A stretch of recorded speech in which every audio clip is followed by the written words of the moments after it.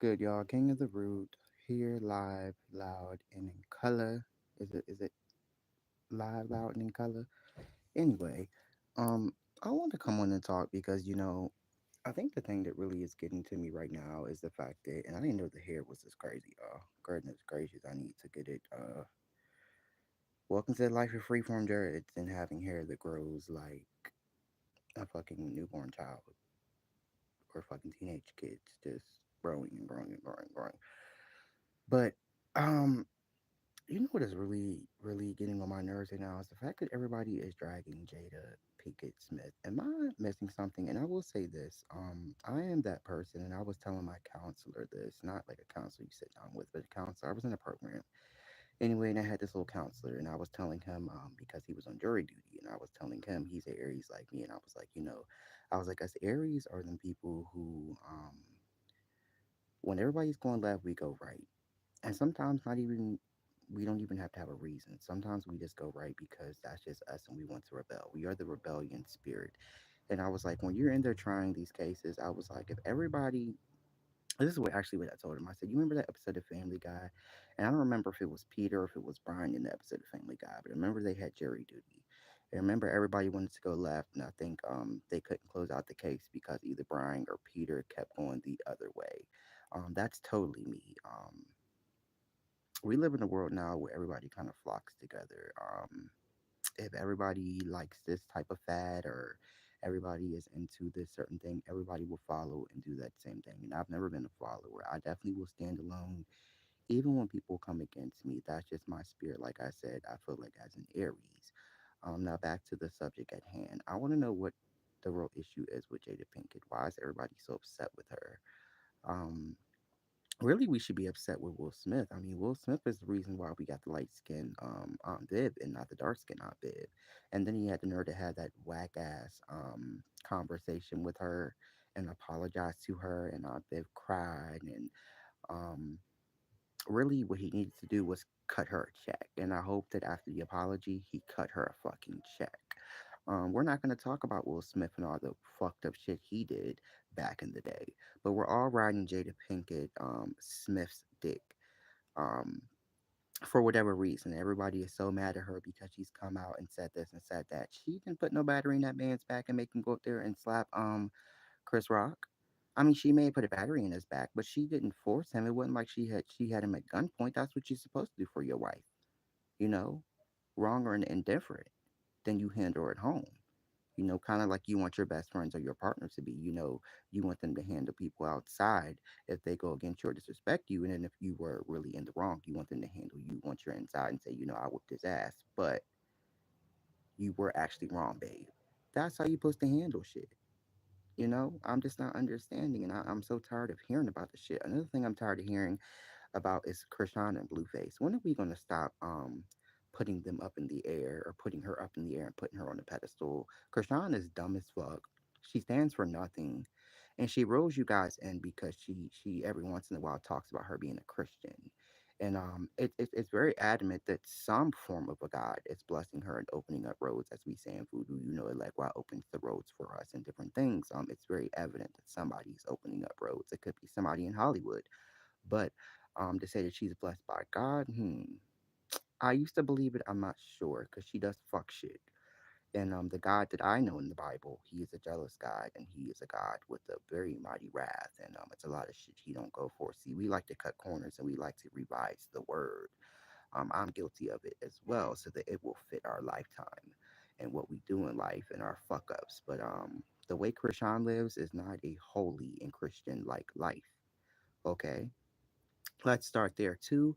I hate how she gets on baddies and she says, it's all about me. The show is about me. A lot of us don't like Natalie Nunn, but if it weren't for her and the original baddies who came out to start this new whole run of the baddies show and the series that we now have, which is nothing but a revised version of the Bad Girls Club.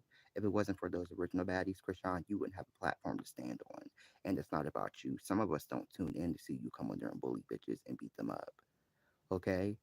You should have enjoyed your pregnancy, is what you should have done. And then for you to bully Woe Vicky, hot ass mess. But I just wanted to speak on that. You know, I'm tired of seeing Krishan. I'm tired of us bigging her up. I feel like a lot of us stopped talking about her. What I really want to happen is I really want us to, in a sense, cancel her. Not cancel her fully, but give her a dose of the canceling and see how she feels then. Because right now we put Krishan in a place where it's like she can't do no wrong and she can't be canceled and she can't be put in a place where the checks can stop. So she feels like that she can beat up on people, she can do what she wants, she can continue to talk this dumb shit about Blueface every day nobody cares about. She can just be the banshee that she is, the whore that she is, the demon that she is that Blueface created and let out the box from Baltimore, Maryland. See, I'm from the same area, and a lot of us do not put her on a pedestal. We don't follow her and we don't act like that. A lot of us have morals, okay? And she ain't did shit for us. And then you guys wanted to big her up because she went to what Target and bought her nieces and nephews some gifts before Christmas. I mean, does she want a fucking cookie? Do y'all want a cookie? Anywho, happy Halloween. For months now, I hadn't really been doing any work. I hadn't touched a candle in probably 6 months. The altars, they had dust on them. The cups were moldy. The bovita, as the Spanish say, that you know, the goblets that you give the ancestors and spirits water were moldy and all sorts of shit. That's how long it had been since I had did anything with the ancestors or spirit guides. But on Halloween, I felt the urge to do it, and I set up a whole new altar for Cholawenge, aka Oshun. I did some stuff for Santa Morte, who really does a lot of good work for me. Santa Morte rides for me even when I forget about her. She fuck with me, and I don't know why. I be asking her that all the time. I don't know why she fuck with me so hard. She fuck with me harder than Oshun doing. Oshun is actually my mother, who I was crowned under in Santeria and in Palo. Um, so yeah, I do want you guys to know that that energy also will carry on for the next couple of days. It's not just Halloween; it'll carry on for a couple of more days. I think the next week the veil will be open.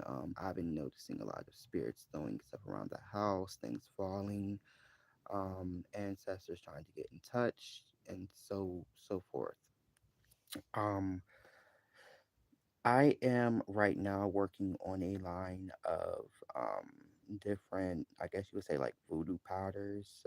They are really big in Haitian voodoo. The powders that you blow and that you sprinkle around the house, they're really big in Haitian voodoo.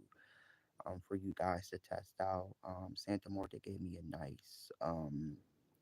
a couple of nice recipes, and so did Oshun. Although Oshun governs love and enemy work and beauty and things like that, she also governs a lot of herbs. I believe in the Patakis, it was I think it was Ilagua or Ogun who Ozine shared the recipes of like the herbs with first. But Oshun got to experience a lot of those recipes too, as well as Oya. Um, and you have to go read the stories. I'm not gonna get into all that, but they snuck around and did what they did as women. As we know, women can be very catty and sneaky and found out some shit they weren't supposed to. But Oshun definitely is a badass when it comes to helping out with oils and herbs, mixtures, and things like that for dressings of candles. The list goes on and on. But I definitely want to start selling that line for you guys to add to your baths, to blow on enemies when they fucking with you. It's just time to go back to the original roots. You know, these paths of spirituality have become very mainstream recently, and we are forgetting what all of this is really about. And it's about venerating the ancestors who fought and died for us. And not only that, it's about keeping those old school recipes and not forgetting about them and not so much using these books who are by authors who are not even the same color as us or who were not even a part of these religious or spiritual paths. So yeah, it's time to get back to the old roots. It's time to leave hoodoo in the south where it was. It's time to send the Santeria and the Ifa back to like the East Coast where it was, and it's time for the Wicca and witchcraft to be in more of the West Coast. And it's time for this pretty much the spiritual past to go back to the areas that they were originally a part of. Is what I'm trying to say. So I'm not going to be here much longer. I'm going to come back for a part two, and we're going to do some more on live where I'm going to show you how I make this mixture up. So come back.